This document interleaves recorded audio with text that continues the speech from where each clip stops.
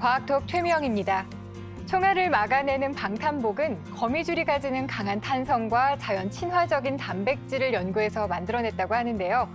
하늘을 나는 비행기, 연잎에서 착안된 방수복. 오늘은 지구 38억 년 동안 축적된 자연 생태계의 생존 노하우와 첨단 과학을 융합하는 기술, 자연 모사에 대해서 알아보겠습니다. 네, 박사님께서 처음으로 자연 모사라는 용어를 사용하셨다라고 들었는데요. 이 용어의 의미가 어떻게 될까요? 예, 우리 지구상에는 굉장히 다양한 종류의 동물과 식물과 그리고 자연 생태가 존재하고 있습니다. 근데 그 자연 하나하나를 들여다보면 하나의 크나큰 원리와 또 구조와 또 전체가 돌아가는 메커니즘들이 이렇게 어우러져서 돌아가고 있습니다. 그래서 우리가 모든 과학기술이라는 게 자연으로부터 아이디어를 얻어서 뭔가 새로운 공학적 응용도 하고 하는 뭔가를 만들어내가는 또 우리의 인류의 많은 문제들을 해결해 나가는 것들이 바로 자연모사 기술이라고 지금 우리가 부르고 있고요. 제가 여기서 사용하고 있는 모사라고 하는 거는 뭔가를 모방하고 새롭게 만들어내는 뜻과 또 사자라는 게 카피하고 리프로듀스한다 이런 뜻이 있습니다. 그래서 자연을 보고 새로운 거를 만들어내고 또 리프로듀스하고 그럼으로써 우리 인류가 가지고 있는 여러 가지 문제점들을 자연으로부터 영감을 얻어서 해결해보자 하는 그게 바로 자연모사 기술이 되겠습니다. 그러면 문 대장님께서는 탐험을 하시다 보니까 사실은 이런 자연 모사 기술 같은 것들에 관심이 좀 많으실 것 같거든요. 네, 일단 제가 과학 기자 시절을 할 때부터 김 박사님 팬이었습니다. 아이고. 네, 오늘 실물로 뵈서 이렇게 팬 인증하시나요? 네, 너무 영광이고요. 사실 이제 아무래도 탐험이라는 게 우리가 흔히 생각을 하면 뭐 차를 타고 가고 뭐 비행기를 띄우고 뭐 이렇게 이제 탐험을 할 때 도움을 받기도 하는데 탐험의 영역이 점점 보이지 않는 곳들을 탐험을 하려다 보니까 점점 그 탐험 장비들도 작아지고 그렇죠. 그런 관점에서는 아마 앞으로 쓰일 확률이 범위가 되게 넓어질 거라고 저도 생각을 하고 있습니다. 네.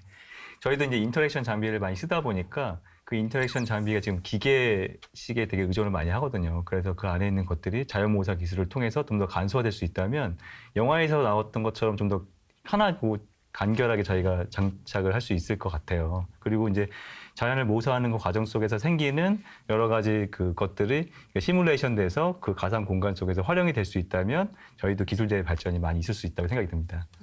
저는 사실 자연 모사라고 단어를 쓰기보다는 생체 모방으로 단어를 많이 배웠었는데요.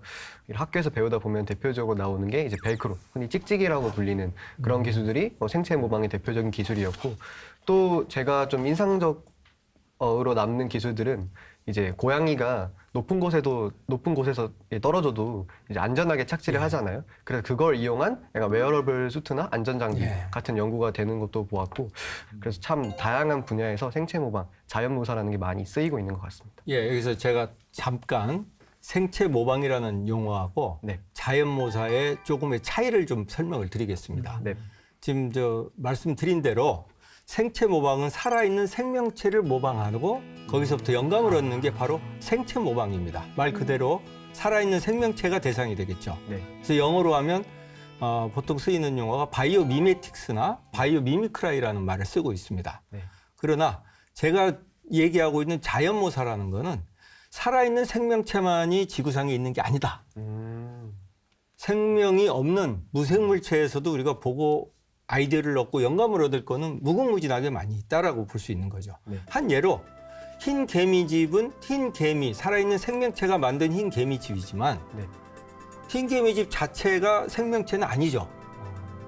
꿀벌이 만드는 하니콤 구조라고 하는 육각형 구조는 꿀벌이 만들지만 꿀벌집이 살아있는 생명체는 아닙니다. 그거를 보고 우리가 모사를 해서 공학적으로 쓰고 있는데 이거를 서양에서는 바이오 미메틱스라고 다 부르고 있는 거죠. 그래서 역사적으로 보면 서양에서는 이렇게 살아있는 생명체에 주안점을 많이 뒀고 우리 동양적인 관점에서 보면 자연이라고 하는 좀 더 포괄적으로 생각을 많이 했던 거죠. 그래서 제가 구태여 생체 모방이나 또 생물 모방이라는 말을 쓰지 않은 이유는 좀 더 포괄적인 의미를 주기 위해서 자연모사라는 말을 쓰기 시작을 한 겁니다. 비행기 같은 거 보면은 딱 봐도 이제 새를 좀 모방한 것 같다는 느낌을 받잖아요. 저희들이 평상시에 좀 알고 있었던, 그러니까 사실은 자연모사인데 알지 못했던 그런 예시가 좀 있을까요? 자연모사 기술, 또는 생체 모방 기술이라고 하는 거는 크게 두 가지로 일단 크게 나눠볼 수가 있습니다. 뭐냐면 자연, 생명체를 보니까 아주 희한한 특징을 가지고 있는 애가 있다는 거죠. 독고마리 풀이나 이게 개의 털에 달라붙어서 따라 들어온 거를 보고 아이디어를 얻어서 이게 찍찍이라고 부르는 벨크로 테이프를 만들었지 않습니까? 네. 그렇듯이 자연을 보고 아이디어를 얻은 방법이 있고요. 그거를 보통 바이올로지 푸시라고 해서 생물학에서부터 공학적 응용을 넘어가는 이런 사례가 있고요. 실질적으로 일본의 신간선의 고속전철의 그 선두부라고 하는 앞에 빼쪽한 부분은 그 일본의 고속전철 설계 디자이너가 그 고민을 한 겁니다. 어떻게 달리면서 저항도 줄여주고 특히 터널에 들어갈 때 충격파를 어떻게 줄여줄 건가를 고민을 하다가 여러 날 고민을 하다가 그분이 새 매니아입니다. 새를 보니까 물총새가 물속에 고기를 잡으러 들어갈 때 거기 물방울이 튀기지 않고 빠른 속도로 진입을 하더라는 걸 보고 아이디어를 얻은 겁니다. 그러니까 바로 그거는 공학적으로부터 니드가 필요성을 요구를 해서 새를 보고 아이디어를 얻은 거죠. 그래서 이렇게 크게 보면 우리 아이디어를 생물학에서부터 공학으로 넘어가느냐, 공학적인 문제를 해결하기 위해서 생물학을 다시 들여다보느냐, 이렇게 크게 두 가지로 나눠볼 수가 있습니다. 최근에 저희가 우리 연구원에서 국립생태원하고 프로젝트를 하나 한 게 재미난 게 하나 있어서 소개를 드리겠습니다. 그게 뭐냐면 여러분들 도토리 거위벌레라는 좀 생소한 이름 처음 들어보셨을 겁니다. 혹시 네. 들어보신 분 계신가요? 처음 들어봅니다. 처음 들어보죠? 네. 도토리 거위벌레라고 하는 굉장히 좀 독특한 벌레가 있습니다. 이 곤충이 어떤 역할을 하냐면 도토리에 구멍을 냅니다. 구멍을 내서 그 안에를 넓혀요. 알을 낳기 위해서. 알을 거기다 낳고 그다음에 이제 도토리면 항상 높은 위치에 달려 있을 거 아닙니까? 네. 네. 그러니까 애벌레가 나와서 잘못하면 떨어져 죽을 수 있으니 얘를 도토리가 달려 있는 나무 가지를 자른 다음 밑으로 떨어뜨려요. 그리고 그 안에 있는 알이 깨어나서 애벌레가 되고 그 안에 있는 도토리를 먹고 나중에 나와서 이제 곤충이 되는 그런 메커니즘을 가진 도토리 거위벌레라고 하는 독특한 게 있는데 우리 기계공학자 입장에서 보면 구멍을 뚫었죠? 넓혔죠? 톱질을 했죠? 이런 도구 보셨나요, 혹시? 하나의 도구로. 저희가 알고 있는 도구는 맥가이버 칼밖에 그런 거 없어요. 맥가이버 칼에는 여러 개가 들어있죠? 네. 자르는 거 들어있고 네, 네. 톱도 들어있고 네. 그렇지만 걔는 구멍을 뚫는 하나밖에 없죠. 하나밖에 없죠. 하나밖에 네. 없는 걸 가지고 세 가지 기능을 다 합니다. 구멍을 이만큼 뚫어서 그 외에 한 2배, 3배를 넓히는 이런 드릴을, 확공형 드릴을 개발한 바가 있습니다. 최근에 특허도 등록이 됐고요. 그 기술을 가지고 쓰레기 매립장에 응용하는 기술을 현재 진행을 하려고 계획하고 있습니다. 그런 거야말로 굉장히 좋은 재미있는 사례죠. 저도 탐험을 가다 보면은 이렇게 그 아주 오래전에 살았던 그런 미생물들의 이제 화석 기록들, 뭐 생명체의 기원을 연구하는 것들을 이제 많이 가본 적이 있었는데요. 아까 개미집을 언급하셨는데 실제로 호주에 가도 개미집이 많이 있거든요. 그렇죠. 근데 개미집의 안과 밖의 온도 차이가 플러스 마이너스 몇 도밖에 차이가 안 난다고 그러더라고요. 항상성을 유지하기 때문에 실제로 시드니에 가면 그렇게 개미집의 그 원리를 모티브로 해갖고 그냥 그 자연적으로 예. 통풍 시스템을 만든 그런 빌딩들 예. 그런 것들이 실제 적용된 거를 제가 봤던 기억이 나고 그리고 이제 또 한 가지는 그 우리가 생명체 기원을 얘기할 때 그 스트로마톨라이트라는 그 이야기를 많이 합니다. 그게 뭐냐면 그 지구에서 가장 오래전에 그 출현했을 거라고 추정하는 이 박테리아인데 예. 이 박테리아들이 광합성을 하는 과정에서 이제 산소를 배출을 해서 지구 대기의 산소 농도가 올라갔다고 얘기를 하는데 근데 그 과정에서 이 광합성을 할 때 박테리아가 점액질을 분비를 하거든요. 그럼 그 점액들이 바다에 떠다니는 이런 막 모래 알갱이나 부유물들을 흡착을 해서 이렇게 그 버섯 모양의 그런 퇴적원을 만들어서 과학자들은 이게 지질학이냐 생물학이냐 네, 이렇게 얘기하는 것처럼 그렇게 박테리아가 뭔가 그 자기 어떤 그 현상을 이용해서 나름의 건축물을 짓는 거잖아요. 그러니까 그런 것도 어떻게 보면 좀 이런 쪽에 좀 그렇죠. 활용될 수 있지 않을까. 맞습니다. 네, 그런 부분이 있고요. 금방 말씀 듣고 보니까 또 하나 생각나는 게 있는데 진흙탕물 속에다가 장어를 넣어놓으면 얘가 점액질을 분비를 합니다. 그래서 그 안에 있는 불순물들을 다 흡착을 시켜요. 아. 그래서 나머지 부분은 깨끗하게 하는 그런 부분들도 있고 해서 그러니까 어찌 보면 우리가 아직도 모르는 데에 답이 있는 게 많이 있다. 그렇게 지금 생각을 하고 있고요. 이런 부분에 대해서는 뭐 어린 학생들이 호기심만 가지고 할 일이 아니고 또 과학자들 또 네. 저와 같은 공학자들도 또 좀 관심 있게 여러 가지를 살펴보면서 연구하는 게 필요하다고 생각을 합니다. 그 박사님께서 계신 연구실이 나노 자연모사 예, 연구실이었는데 그러면 자연모사에서도 나노가 들어가면 제가 기억하기로 나노가 10의 마이너스 9승 정도 되잖아요. 더 다루기 어려운 것을 다뤄서 더 해결하기 어려웠던 걸 해결하겠다. 뭐 이런 느낌인데 그 나노 예. 자연모사가 뭔지 좀 설명해 주실 수 있을까요? 나노 크기는 다 알고 계시는 바와 같이 10의 마이너스 9승 네, 메타. 네. 그러니까 우리 육안으로 보이지 않죠.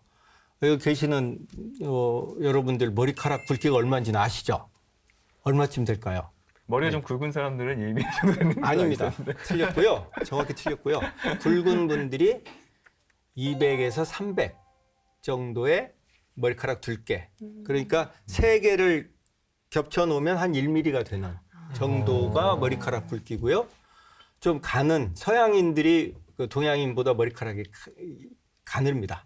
그 사람들은 100미크론, 그러니까 0.1mm. 그러니까 10개를 쌓아야 1mm가 되는. 그게 이제 머리카락 굵기고요. 거미줄은 우리 육안으로 잘 안 보이지 않습니까? 안 보이죠. 그렇죠. 네. 거미줄은 그거의 또한 10분의 1 정도 되는 거죠. 그러니까 뭐 몇백, 수백 나노메타, 아까 나노메타 말씀하셨는데 거미줄이 이제 나노메타, 수백 나노메타가 되는 거죠. 예전에는 우리가 육안으로 보거나 기껏해야 현미경으로만 어떤 생명체나 물체를 들여다봤는데 반해서 지금은 전자현미경이나 또 원자현미경까지 나와 있지 않습니까? 분자 단위를 컨트롤할 수 있는, 제어할 수 있는.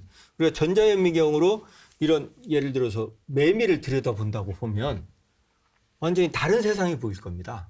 우리가 육안으로 볼 때와 전자현미경으로 매미를 들여다보면 그 전에 상상하지 못했던 구조들이 보이고 메커니즘이 보입니다. 거기에서부터 우리가 영감을 또 얻을 게 많고요. 또 나노 스케일에 들어감으로써 특징적으로 기능, 펑션이 달라지는 것들이 굉장히 많은 거죠. 그래서 최근에 이 자연모사 기술이 특히 또 더욱더 관심이 가져지고 또 많은 발전이 이루어진 거가 바로 이런 측정 장비나 우리가 관찰할 수 있는 것들이 좋아졌기 때문에 많이 관심을 더 가지고 좋은 기술이 더 발전돼 나가고 있는 겁니다. 이 자연의 신비 속에서 굉장히 많은 아이디어를 얻게 되는 것 같은데 그렇다면 우리 인류는 언제부터 이렇게 자연을 모방하기 시작했을까요? 저는 그 점에 대해서는 우리가 인류 탄생 이래 처음부터 했지 않았을까 이런 생각을 해봅니다. 그러니까 우리가 선사시대, 구석기 시대 때 보면 우리가 돌도끼 뭐 이런 게 있지 않습니까? 그렇죠. 네. 그 뾰족하게 만드는 거 아니에요. 그러면 우리 이빨이 됐건 부리가 됐건 이런 날카로운 걸 보고 만들었을 거라는 거죠.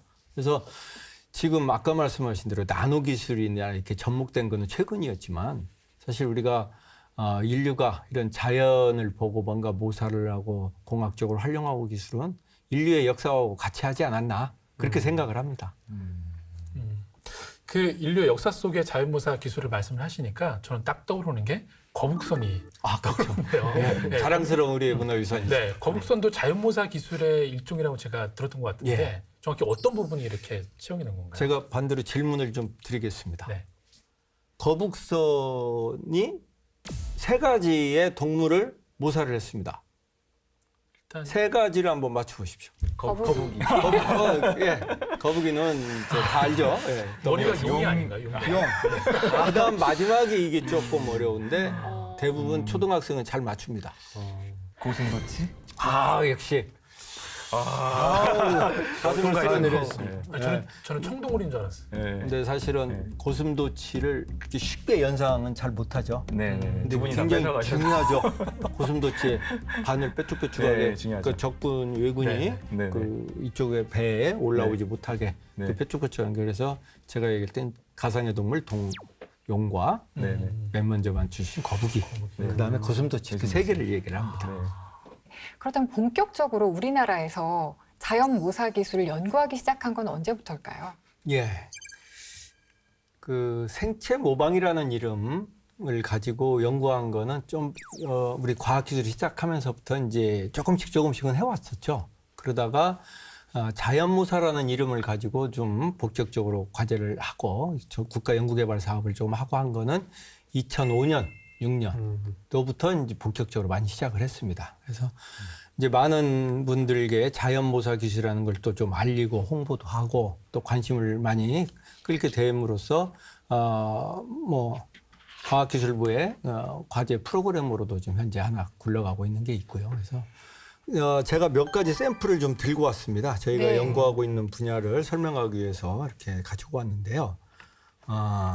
우선은 저희가 크게 한 3가지 분류로 해서 연구를 하고 있습니다. 크게 보면 이제 자연모사 분야라고 할 수는 있는데, 하나는 자연에 있는 다양한 기능을 가진 표면에 대해서 연구를 하고 그걸 다시 재현하는, 그러니까 나노 기술을 가지고 주로 재현을 하는 그런 것들을 하고 있는 게 하나 있고요. 또 하나는 또 우리가 시각이 됐건 청각이 됐건 촉각이 됐건 이런 그 센싱 기능을 가지는 부분을 우리가 재현을 해서 자연모사 기술로서 만들어 보는 거 하나가 있고요. 또 하나는 이런 그 귀 모양에서 보시는 바와 같이 3D 프린팅 기술인데 인체의 세포를 직접 프린팅을 하거나 또는 세포의 지지체라고 하는 스캐폴드라고 하는 거를 만들어서 인체에 삽입을 시켜서 복원을 시켜줄 수 있는 그런 3가지 분야를 크게 하고 있습니다. 오늘 말씀드리는 몇 가지를 좀 살펴보면 우리가 나박는 효과라는 얘기가 있습니다. 한번 보세요. 이쪽하고 이쪽이 있는데요. 그 안에 써 있는 글씨가 어느 게 좀 더 선명하게 보이는 거가 되나요? 저는 이쪽이 더 선명해 보이는 것 같은데요. 예. 네, 창현 학생은요? 저도 오른쪽이 좀 더. 네, 한번 이쪽으로도 보여드려 볼게요. 확연하게 오른쪽이 더 선명해 보입니다. 선명해 보인다고요? 네. 맞습니다. 그 육안으로는 보이지 않고요. 만져도 그렇게 크게 못 느낍니다만 여기 지금 나노 구조물이 올라가 있습니다. 그래서 나노 구조물이 올라가 있는 거에 빛의 반사가 덜 네. 되는 거고요. 나박눈은 빛을 반사를 전혀 안 합니다. 그러니까 주로 야간에 밤에 활동을 하고 또 천적으로부터 나방이 드러나지 않기 위해서는 빛을 다 흡수를 하는 거죠. 그래서 나박눈 효과라고 우리가 부르는 게 뭐냐면 빛이 들어오는 거를 다 흡수를 하고 반사를 안 하는 겁니다. 그래서 저희가 이 선명도에서 차이가 나는 거죠. 한쪽에서는 나박눈 효과로서 선명하게 잘 보이는 거고 한쪽은 반사도 때문에 약간 선명하게 안 보이는. 여러분들 우리 전시장에 한번 가보시면 무슨 유물 전시를 됐건 뭐가 됐건 속에 게 안 보여가지고 뭐 이런 경우가 맞아요. 많지 있지 않습니까? 진짜 반사가 돼서. 거기에 이런 유리를 다 쓴다고 그러면 반사가 안 되고 선명하게 안에 거를 다 우리가 쉽게 캐치를 할 수 있겠죠. 그러네요. 이 기술이 제일 많이 쓰일 때가 사실 유리가 맞는 맞습니다. 것 같아요. 예. 저희도 그러네요. 생각을 해보면 그 VR, AR, HMD를 쓰다 보면은 빛 반사 때문에 되게 고생을 많이 하거든요. 거기도 쓸 수 있을 것 같고. 예. 예. 똑같은 크기의 나노 공정을 가지고 초발수 특성을 또 낼 수가 있는 게 있습니다. 초발수 특성이라는 거는 여러분들이 연잎 위에 물방울이 떼굴떼굴 굴러다니는 그렇죠. 걸 한번 네. 보셨지 네. 않습니까? 네.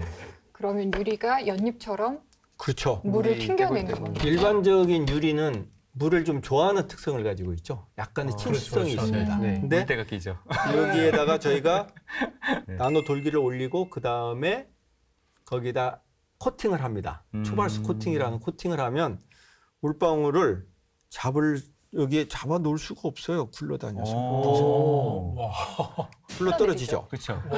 떨어질 수밖에 없죠. 그러면 이렇게 뚝뚝 떨어지죠. 네. 일반 유리는 이렇게 안 되는 거죠. 정말 물을 물이 튕겨내네요. 그렇죠. 네. 저희가 이런 유리가 네. 자동차 유리에 그쵸. 적용이 되면 네. 굉장히 편리할 것 같아요. 와이퍼가 필요 없겠네요. 필요 없는 앞에 유리가 될 수가 있겠죠. 이 유리를 쓴다면 집에서 되게 많이 쓸 것 같거든요. 저희가 아파트에 살다 보면은 먼지가 참 많이 껴갖고 맞아요. 예, 청소하기 참 힘든데 비 한 번 오면은 다 깨끗하게 될 것 같은. 그러게요. 그 집에 있는 유리도 물론 청소가 문제지만요. 최근에 네. 신재생 에너지로서 가장 지금 많이 써야 될 게 뭡니까? 태양광. 태양광 아닙니까? 태양광 발전하는 직접 커버 유리가 네, 1년에 청소를 몇 번을 해야 됩니다. 해야죠. 네. 왜냐하면 습관을 먼지가 잘하려면. 끼면 네, 네, 광선이 들어가지 않으니까 효율이 뚝뚝 떨어지죠. 네. 그래서 청소를 하는 게 또 이게 큰 비용과 시간이 들어가는 거죠. 네. 그래서 사실 그런 쪽의 필요성 때문에 최근에 이제 과제들도 나와 있기도 하고요. 그런 연구들이 앞으로 많이 진행이 될 겁니다. 그러면 이런 초발수성 특징이나 또 아까 말씀한 나박눈 효과를 예, 이용한 코팅들은 좀 반영구적인가요? 한번 이렇게 만들어 놓으면 아주 영구적으로 쓸 수 아픈 있는 건가요? 부분을 질문. 사실 공학적으로 쓰려면 네. 그게 일정 시간 동안 성능이 유지가 돼야 되는 거죠. 가장 중요한 게. 태양광 발전도 뭐 10년, 20년을 네. 써야 되는 거 아닙니까? 그럼 네. 이 유리가 만들어서 20년간 문제가 없이 잘 견뎌줘야 되는 거죠. 그렇죠. 네. 근데 이제 현재 기술로서는 뭐 태양광 발전 패널의 수명까지는 못 가고 지금 아까 말씀드린 대로 지금 실험실 수준에서 지금 머물고 있는 거를 네. 대면적으로 가는 것도 우선 해야 될 일이고 네. 그 다음에 이게 수명이 10년, 20년 가야 되는 거는 또 우리가 앞으로 극복해 나가야 될 이런 부분들이 되겠습니다. 근데 다른 그 코팅 방법보다는 오히려 더 오래 갈 수 있을 거다라고 지금 생각을 하고 있고요. 네. 왜냐하면 기본적으로 구조를 가지고 만들어 놨기 때문에 이게 이제 오랜 시간 지나면 코팅 물질이 약간 변질되는 우리가 집에 쓰는 후라이팬도 네. 그렇죠. 벗겨지죠. 오래 쓰면 벗겨지지 않습니까? 네. 그리고 또 하나는 중요한 건 후라이팬은 유해 물질이 나오는 거 아시죠? 네. 그것 때문에 지금 또 문제가 많습니다. 저희가 네. 그런 쪽에 연구도 지금 시작을 했습니다. 유해 물질이 안 나오는 코팅 방법 또는 코팅 물질을 어떻게 가져갈 거냐. 그래서 그런 부분들도 그 또한 우리가- 자연을 통해서 아이디어를 그렇죠. 얻어보시는 아이디어를 거죠? 얻어서 네. 극복해보자는 연구들도 지금 진행 중에 제가 있습니다. 갑자기 엉뚱한 현상이 하나 들었는데 제가 최근에 그 미세먼지 때문에 초미세먼지 때문에 아, 예, 예. 고민이 많잖아요. 저희 사실 초미세먼지 저희 몸속에 들어가면 안 나온다. 아까 이 얘기하실 때 보면 돌기가 있다고 했는데 미세먼지가 있으면 그 돌기 사이사이 다 껴서 성능이 떨어질 것 같거든요. 그럴 수도 있죠. 이거 어떤가요? 맞는 말씀입니다. 자, 우리 미세먼지, 초미세먼지 예. 크기가 얼마입니까? 뭐 정확히 기억은 안 나지만 나노 사이즈 정도. 2.5 네. 미크론 이하로 제가 기억을 하고 있는데요. 네. 이 돌기 사이에 들어갈 수가 없습니다. 아, 초미세먼지 크기도. 이 돌기보다 돌기는 나노 크군요. 수백, 100, 200, 300 나노고 네. 그 초미세먼지 크기는 그보다는 훨씬 큽니다. 아, 다행이네요. 그래서 거기에 들어가진 물론 그보다 더 작은 물질이 낄 수는 있습니다. 네. 안 끼라고는 보장은 못하죠. 네. 그런 거가 바로 아까 수명이나 성능의 유지성이나 이런 거에 문제가 될 수는 있는 거죠. 네, 네. 그것도 극복해야 될 문제들인 네, 거죠. 네. 듣다 보니까 이런 그 생각 외로 되게 기술들이 많은 것 같은데 이 자연모사 기술이 특허로 얼마나 지금 보유가 되고 있나요? 국내에 이런 그 자연모사 또 아까 전반부에 말씀드린 생체 모방이라는 이름으로서 연구자들이 많은 성과들을 좀 내고 있습니다. 그래서 세계적으로도 보면 뭐 다른 과학기술도 다 마찬가지지만 뭐 미국, 일본, 독일, 유럽 이런 쪽이 뭐 당연히 앞서가고 있죠. 그렇지만 우리나라도 상당히 그 거기에 따라가기 위해서 또 어느 일정 부분에서 또 앞서가는 부분들도 있고요. 열심히 하고 있습니다. 그래서 숫자로 뭐 몇 개다라고 표현은 못하겠지만 네. 그런 식으로 저희가 또 많은 관심을 가지고 지금 연구도 하고 있고요. 또 가까이 중국에서도 굉장히 많은 연구들이 진행되고 있습니다. 제가 그 구조색이라는 게 있습니다. 뭐냐면 특정한 나노 구조물을 가지고 색을 발현하는 그러니까 말 그대로 구조를 가지고 색을 발현하는 겁니다. 우리가 옷이나 이런 거는 염료를 가지고 지금 색상을 내는 거지만 그거는 나노 구조를 가지고 색을 발현하는 겁니다. 온도에 따라서 변하는 거 제가 본 적이 있거든요. 예, 온도는 아니고요. 네. 일단 나노 구조를 가지고 하는데 그 영롱한 색의 나비, 모포나비라고 하는 나비가 네, 네. 있습니다. 그런 나비도 벌키한 상태로 보지 않으면 들여다보면 무채색이에요. 근데 빛이 반사돼서 영롱한 파란색을 보여주는 거죠. 또 우리가 공작새 목에 보면 이 영롱한 색깔들도 있고 또 팔색조나 이런 데 보면 색깔들이 아주 예쁜 새들도 많이 있지 않습니까? 그런 것들이 다 구조색이라는 원리를 가지고 있는데 제가 13년 전에 중국을 방문을 했을 때 중국에 사는 나비 종류를 다 잡아다가 쌤을 다 찍은 겁니다. 그거를 그때는 DV도 아니고 요만한 책으로 해서 이 나비 사진하고 나노 구조물을 다 가지고 그 연구들을 하고 있더라고요. 근데 아마 이번에 가서 보면 또 이제 새로운 모습을 제가 볼 수 있을 것 같습니다. 박사님 말씀을 듣다 보니까 저보다 탐험을 더 하실 것 저는 같을 자연 것 같은데. 다큐멘터리는 정말 많이 봅니다. 아, 두 분의 TV 채널. 공통점이 다큐멘터리 보는 게 취미인데. 네. 거기 보면 네. 영감을 얻게 정말 많이 나와요. 그럼요. 우리가 상상치 못. 그리고 많은 부분 이미 해놓은 것들도 많고요. 우리가 그거를 뒤따라가서도 그러니까 그 사람들이 여기까지 해놓은 거를 이런 아이디어가 있으면 그 다음 단계를 우리가 할 수도 있는 거고. 그러면 그렇게 영감을 얻었다 하더라도 사실은 그것을 과학 기술로 변환하는 건 또 다른 문제잖아요. 정말 어렵습니다. 네. 예. 이 자연모사라는 분야가 되게 독특한 분야인데 이 관심을 갖게 된 계기가 있으신가요? 사실 자연모사가 독특한 분야는 아닙니다. 아, 그런가요? 자연스러운 분야죠. 모든 걸 자연으로 해. 그럼 자연으로 우리 과학이라는 게 뭡니까? 자연을 탐구하는 거죠. 자연을 탐구하는 게 과학입니다. 과학기술계의 가장 명예로운 게 뭡니까? 노벨상. 노벨상이죠. 네. 과학상에 노벨상을 우리가 메달에 보면 앞에 보면 노벨 얼굴만 생각을 하는데 네. 뒷면에 보면 과학의 여신과 자연의 여신이 있습니다. 아. 과학상인 경우에 하나는 스카프를 이렇게 쓰고 있고요. 네. 한 여신은 스카프를 들추고 있습니다. 자, 어느 게 자연이고 어느 게 과학의 여신일까요? 스카프를 쓴 그게 자연이죠. 자연. 자연의 여신이고 벗기는 게 이제 자연을 알고 그렇죠. 싶으니까. 바로 그겁니다. 네. 자연에 있는 뭔가 신비로움 우리가 아직 모르는 부분. 최근에 블랙홀에 대해서 또 실제 예, 촬영까지 그렇죠. 했다는 얘기가 네. 나오지 않습니까? 그러니까 하나하나 지금 해결해 나가고 있는 거죠. 근데 자연 생명체에 대한 건 아직도 무궁무진하다고 저는 생각을 합니다. 그래서 슬쩍 들춰보는 정도가 지금 과학입니다. 그래서 앞으로 과학과 자연과 이렇게 접목해야 될 것도 많고 제가 왜 이쪽 분야를 했냐라는 질문을 하셨는데 네. 저는 이제 기계공학을 전공을 했던 사람이고요. 네. 이런 분야 나눠 저 사실 개인적으로 잘 모릅니다. 전혀 몰라요. 근데 하게 된 동기가 2005년이죠. 2005년도에 저희 기계연구원에 새로운 부서를 하나 만들게 됐습니다. 뭐냐면 미래기술연구부. 미래기술연구부라는 간판을 걸고 무슨 연구를 할 거냐. 무에서 숙제를 받은 거예요. 그래서 이제 젊고 유능한 연구원들 몇 명하고 저하고 이제 뭐를 하면 좋겠냐.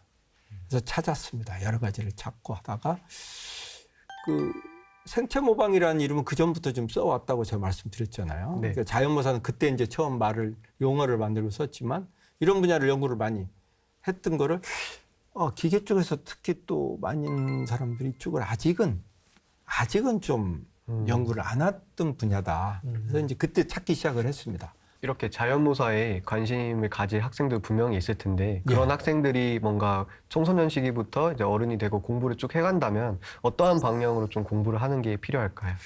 저는 이쪽 분야는 저같이 기계만이 아니고 네. 우리 방 박사님 같이 뭐 또 AR이나 VR만이 아니고 융합 학문이라고 생각합니다. 그러니까 다양한 분야의 사람들이 같이 늘 열린 마음으로 연구를 하지 않으면 이 분야는 되질 않습니다. 도트리고이벌레를 여러 번 얘기합니다. 도트리고이벌레 같이 우리가 모르는 부분을 새로 시작하려면 생물학 하신 분이 도와주지 않으면 그렇죠. 우리가 할 수가 없습니다. 네. 그래서 특히나 이 분야에는 생물학 하시는 분들이 또 특징적인 거 아직 우리가 공학자들이 모르는 부분 새롭게 찾아서 우리한테 같이 코어를 하자.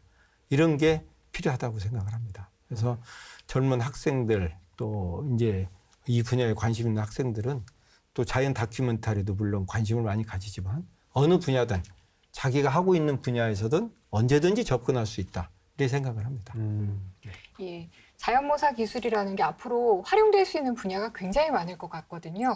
얼마나 발전할 거라고 기대하시나요? 지금 환경 문제, 미세먼지, 미세 플라스틱, 또 에너지 문제 얼마나 심각합니까? 맞습니다. 이대로 가다가는 정말 우리 인류가 생존을 할 수 있을까? 뭐 의문이 갈 정도죠. 또 하나 AI가 발전되고 특이점이 지나면 로봇이 인간을 지배를 하게 되면 우리는 어떻게 되겠나?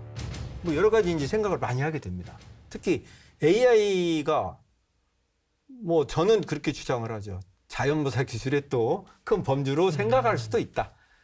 범죄에 들어간다는 표현보다는 생각할 수 있다라고 볼 수 있겠죠. 왜냐, 우리 두뇌 알고리즘이나 빨리 계산하고 하는 뭐 생각하고 하는 거를 이제 모사를 하는 거니까 그런 측면에서 이 자연모사 기술이 그냥 단순한 기술 발전보다는 좀 뭐랄까 과학기술의 패러다임이나 철학적인 쪽으로 조금 생각을 달리 해볼 때가 됐지 않나 이런 생각을 합니다.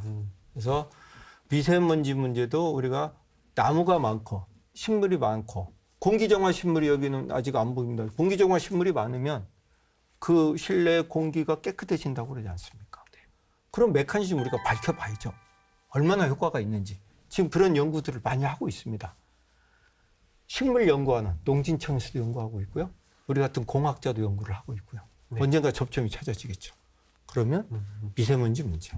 또 자연에는 플라스틱 같이 오래 남아서 썩지 않는 물건이 없죠.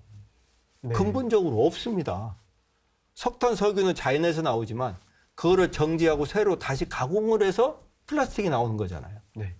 석탄, 석유가 그대로 있음으로써 오염물질은 아니죠. 네.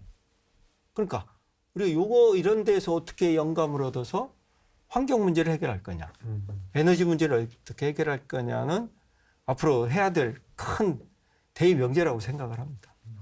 이 자연모사라는 과목이 초등학교에 아예 생겨야 될 것 같아요.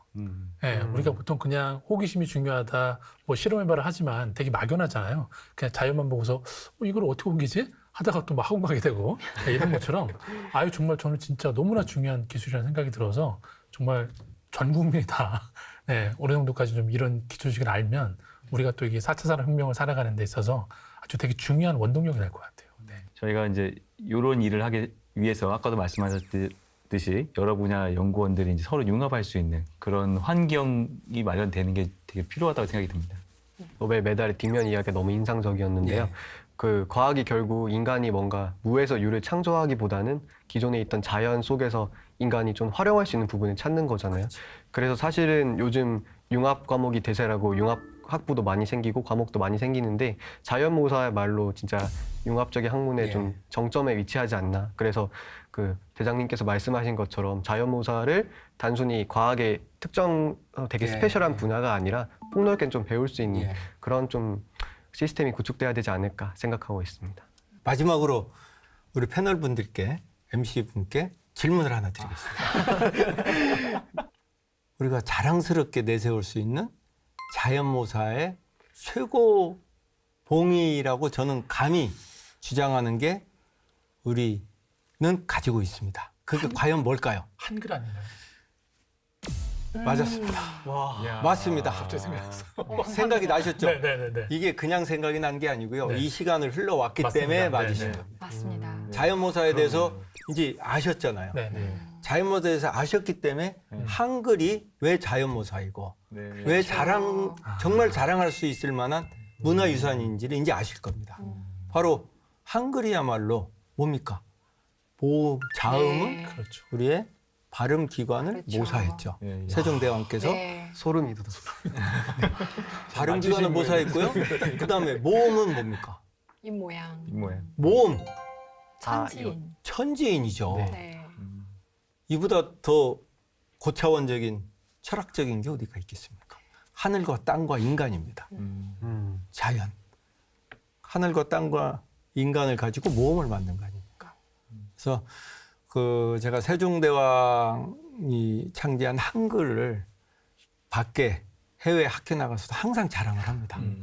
이거는 당신들 아무리 과학기술 얘기해봐야 우리에 비하면 아직 멀었다.